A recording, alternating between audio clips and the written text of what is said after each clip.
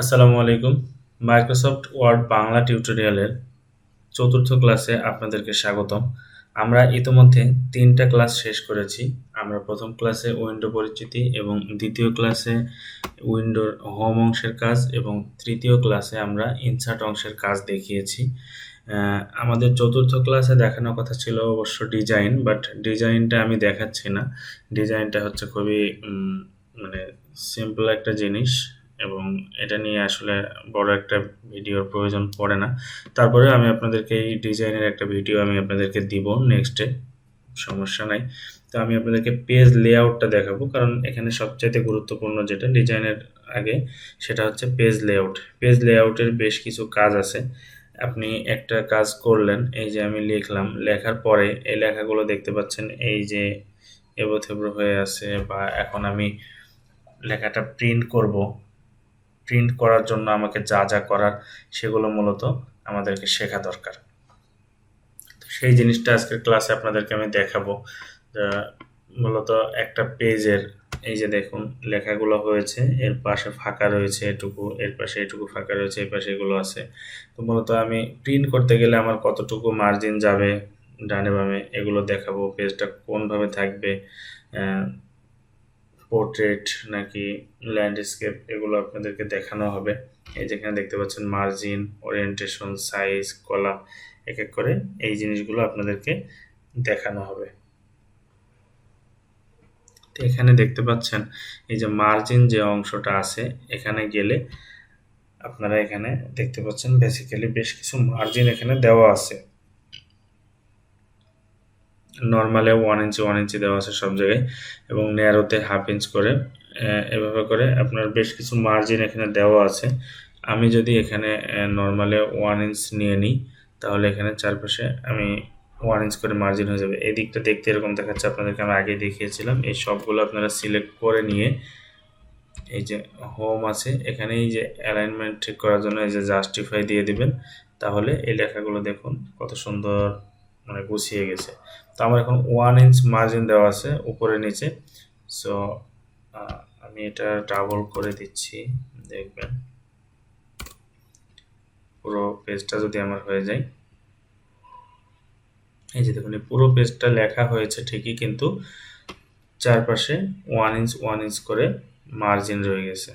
এই যে দেখুন চারপাশে 1 ইঞ্চ করে মার্জিন হয়েছে। এখন এই মার্জিনটা আমি চাইলে ভিন্ন থেকে ভিন্ন দিতে পারি। এই যে পেজ লেআউটে গিয়ে এখানে মার্জিন আপনি যেভাবে দিবেন। যদি আমি কাস্টম মার্জিন করি, যে না আমি এখানে 1 ইঞ্চ চাচ্ছি না, আমি এখানে 2 ইঞ্চ করে চাচ্ছি সবটাই, আমি সেটাও পারবো।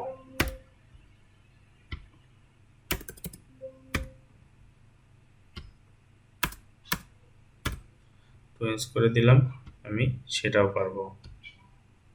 এই যে দেখুন আমার এখন চারপাশে 2 ইঞ্চ করে মার্জিন হয়ে গেছে। এভাবে করে আপনারা মার্জিন অংশ থেকে আপনারা মার্জিনের কাজগুলো করতে পারেন, এখান থেকে অটো অথবা কাস্টম মার্জিন। এরপরে আসা যাবে যে ওরিয়েন্টেশন। যে এখানে থেকে ওরিয়েন্টেশন যে অংশটা আছে, ওরিয়েন্টেশনে দেখুন 2 রকম স্টাইল আছে, একটা হচ্ছে পোর্ট্রেট এবং ল্যান্ডস্কেপ। মূলত আমার এই লেখাগুলো এখন আছে, এই পেজটি আছে আমার লম্বা, উপর নিচে লম্বা হয়ে আছে, সাইডে হচ্ছে কম। সো এটাকে বলা হচ্ছে পোর্ট্রেট।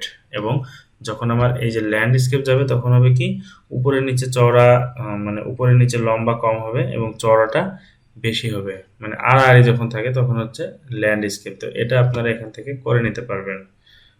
এরপরে আসা যায় হচ্ছে সাইজ। এই যে দেখতে পাচ্ছেন সাইজ, সাইজে গেলে অনেকগুলো সাইজ আছে। তো আপনি যেই পেপারে আপনি প্রিন্ট আউট করবেন, আপনি সেই সাইজটা অবশ্যই সিলেক্ট করে নেবেন। তো আমি যদি A4 সাইজ পেপারে প্রিন্ট আউট করি, তাহলে আমাকে কি করতে হবে, A4 সাইজ পেজটা সিলেক্ট করে নিতে হবে। এরকম আপনারা সাইজটা এইভাবে সিলেক্ট করে নেবেন। এরপরে আসে এখানে কলাম, 1 2 3 কলাম। কলামটা মূলত কি আমি আপনাদেরকে দেখাই। এই যে দেখতে পাচ্ছেন আমার লেখাটা, এখন এই যে ছোট ছোট একটা একটা কলাম আছে, এটা হচ্ছে পুরোটা একটা কলাম। হ্যাঁ, আমি এই লেখাটা সিলেক্ট করে নিলাম। সিলেক্ট করার পরে এই যে কলাম, এখানে আমার এখন আছে 1 কলাম, একটা কলাম আছে। যদি আমি এখন 2 কলাম দিয়ে দিই, তাহলে দেখুন এই লেখাটা আমার 2টা কলামে ভাগ হয়ে গেছে, এই একটা কলাম আর এই একটা কলাম। সেম আমি যদি এখন এই লেখাটাকে আরো ভাগ করি, 3টা কলামে ভাগ করি তাও আমি পারবো। এরকম এই যে 3টা কলামে আমি ভাগ করতে পারলাম। এরকম ভাবে কলাম ভাগ করা যায়। এটা হচ্ছে কলাম অংশের কাজ। এরপরে আসে হচ্ছে পেজ ব্রেক। এখানে এই যে দেখুন, এটা একটা পেজ, এটা একটা পেজ। আমি মূলত দেখাই, এই হচ্ছে 2টা পেজ। এখন আমি যদি এই পেজ ব্রেকে ক্লিক করি, একটা পেজ থেকে আরেকটা পেজ আমাকে খুব সুন্দর করে দেখাবে। এই যে আমি যেখানে থেকে পেজ ব্রেক দিব, আমার সেই জায়গা থেকে নতুন আরেকটা পেজে চলে যাবে। আমি যদি এই লেখাটা, আমার এখন দেখুন এই পুরো লেখাটা আমার এখন এক পেজে আছে। আমি যদি আমার কার্সরটা এখানে ক্লিক দিয়ে জাস্ট পেজ ব্রেকে দিয়ে দিই, এই যে এখান থেকে পেজ দিয়ে দিই, তাহলে আমাকে আলাদা পেজে নিয়ে গেল। আবার আমি এখানে নিয়ে গিয়ে যদি এখানে থেকে আমি মানে এই দেখুন আমাকে পেজ ব্রেক দিয়ে দিচ্ছে। ওকে, এভাবে করে পেজ ব্রেকের কাজ। এরপরে আছে হচ্ছে লাইন নাম্বার। দেখুন আমি যতটা লাইন আমার লেখা আছে, আমি যদি এটা লাইনের নাম্বার দিয়ে দিই, তাহলে আমাকে প্রত্যেকটা লাইনের নাম্বার এখানে শো করবে। এই যে এখান থেকে লাইন নাম্বার যদি আমি দিয়ে দিই কন্টিনিউয়াস, তাহলে প্রত্যেক পেজে গিয়ে আমাকে লাইন নাম্বারটা শো করবে। আবার যদি আমি কন্ট্রোল জেড ক্লিক দিয়ে আমি আগের জায়গায় চলে যাচ্ছি, যদি আমি এখানে লাইন নাম্বারের কাছে গিয়ে যদি আমি দিই রিস্টার্ট ইচ পেজ, তাহলে আমাকে প্রত্যেক পেজে গিয়ে লাইন নাম্বার নতুন করে শুরু করবে। দেখুন প্রত্যেক পেজে লাইন নাম্বারগুলো শো করবে। আরও দেখাচ্ছে বড় করে, এই যে দেখুন 1 2 3 4 করে প্রত্যেকটা পেজে একের পর এক পেজে গিয়ে আমার লাইন নাম্বার শো করবে। এরকম যদি আমি সেকশনে দিই স্টার্ট ইচ সেকশন, তাহলে আমাকে এই যে এক একটা সেকশনে গিয়ে আমার এই লাইন নাম্বারগুলো মানে শো করবে আর কি। এবার এটা ছিল লাইন নাম্বারের কাজ। তো এরপরে যদি আপনি এই যে এই অংশটা দেখছেন ইনডেন্ট এবং স্পেসিং প্যারাগ্রাফ যে সেক্টরটা, এটাতে যাব। তো তার আগে আমি এখানে পেজ সেটআপের আরও একটা জিনিস দেখাচ্ছি। আপনি পেজ সেটআপ এখান থেকে তো আমি এক এক করে অংশ দেখালাম, এখন আপনি চাইলে এক জায়গায় গিয়ে আপনি সবটা পেতে পারেন। এই যে এখানে ক্লিক দিবেন, দেওয়ার পরে আপনি এই যে মার্জিন অংশের কাজ, পেপার, লেআউট, এই কাজগুলো আপনি হচ্ছে এখান থেকে দেখতে পারেন। তো আমি যদি মার্জিন এখান থেকে যাই, তাহলে এই যে আমার এখান থেকে সুন্দরভাবে মার্জিন করতে পারবো। পেজ ওরিয়েন্টেশন এখান থেকে আমি সিলেক্ট করতে পারবো। ঠিক আছে, এরকমভাবে আমি কয়টা পেজ মানে মাল্টিপল পেজ নেব কিনা সেটাও করতে পারবো। এভাবে করে এই অংশটা কাজ করতে পারবো। এরপর পেপারের কাছে গিয়ে আমি একবারে পেপারের কত সাইজের পেপার নেব, চাইলে এটা ম্যানুয়াল করতে পারি, আমি কোন ট্রেতে রাখবো প্রিন্টারে সেটাও করতে পারি। করে এভাবে পেপার এবং লেআউটের এখানে এই যে আমি সেকশন স্টার্ট কীভাবে করব, হ্যাঁ, এইগুলো সব করতে পারবো। এই যে ফ্রম, হেডার ফুটার এগুলো আমি দেবো কিনা, হেডার ফুটার যদি আমি সিলেক্ট করতে চাই, হেডার ফুটার আপনাদেরকে আগে আমি দেখিয়েছি, এখনও বলতেছি। যদি এখানে আমি হেডার ফুটার দিতে চাই, সেই হেডার ফুটার কত ইঞ্চ পরে আমি শুরু করব সেটা দেওয়া যাবে। এভাবে করে এই কাজগুলো আপনি পেজ সেটআপের একবারেও সবগুলো এক জায়গায় থেকে আপনি দেখে নিতে পারেন, সেটা হচ্ছে এই জায়গা থেকে। ওকে, এরপরে যেটা আছে এই যে প্যারাগ্রাফ অংশ আপনি লেফট থেকে শুরু করবেন নাকি রাইট থেকে কত বাদ দিবেন সেটা এখানে দেখাবে। এবং পিটি যেটা মানে লেখার পরে আপনি গ্যাপ কত রাখতে চান সেটা এখানে শো করবে।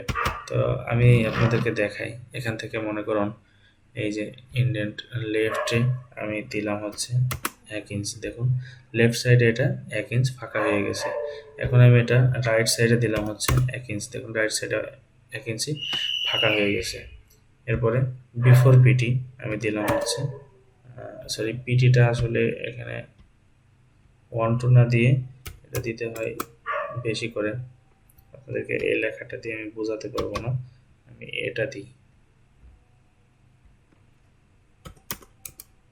দেখুন এটা হচ্ছে লেখার আগেই একটু পিটি আর কি বেড়ে গেল, আমি একটু বড় করে দিলে আপনারা ভালো বুঝবেন।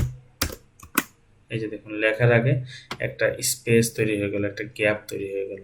সেম ভাবে আমি আফটার পিটিতে আমি দিয়ে দিচ্ছি 50। দেখুন লেখার পরে এটা গ্যাপ তৈরি হয়ে গেল। এটাকে বলা হচ্ছে এই যে স্পেসিং, যে আমি কোনটা স্পেসিং কত দিব, বিফোর কত স্পেসিং দেবো এবং আফটার কত স্পেসিং দেবো।